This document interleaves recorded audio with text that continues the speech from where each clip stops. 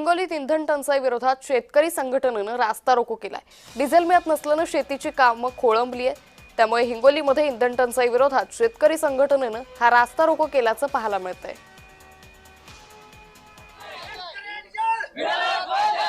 सगळ्या मशागतीचे रेट वाढवून ठेवलेत। शेतकऱ्याच्या मालाला भाव नाही, त्याला रोजगार भेटत नाहीत, माणसांचा प्रॉब्लेम आहे आणि त्याच्यामध्ये हे नवीन डिझेलचं आणि येणाऱ्या काळामध्ये आपण पाहतो आहोत आज परिस्थिती अशी आहे की येणाऱ्या काळामध्ये खतं सुद्धा मिळणार नाहीत। इतकी भयानक परिस्थिती या सरकारच्या नाकर्तेपणामुळे या ठिकाणी निर्माण झालेली आहे आणि येणाऱ्या काळामध्ये याचे परिणाम सरकारला भोगावेच लागतील। डिझेलचा तुटवडा म्हणजे आज कामं सगळे ठप्प पडत आहेत।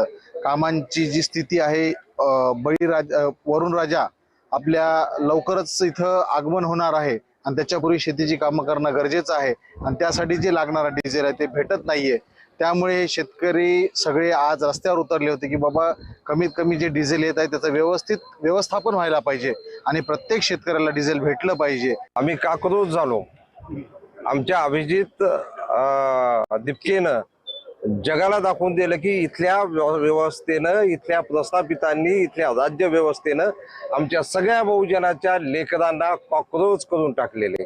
पण कॉक्रोचला काय भावना आहे? रांगा लावायच्या नाही तर काय करायचं मग कॉक्रोच? याला उत्तर नाही, हा असंतोष आहे आणि म्हणून सगळे कॉक्रोच एका जागी येतील आणि शेतकऱ्याला न्याय मिळवून देतील हीच फक्त आशा आहे।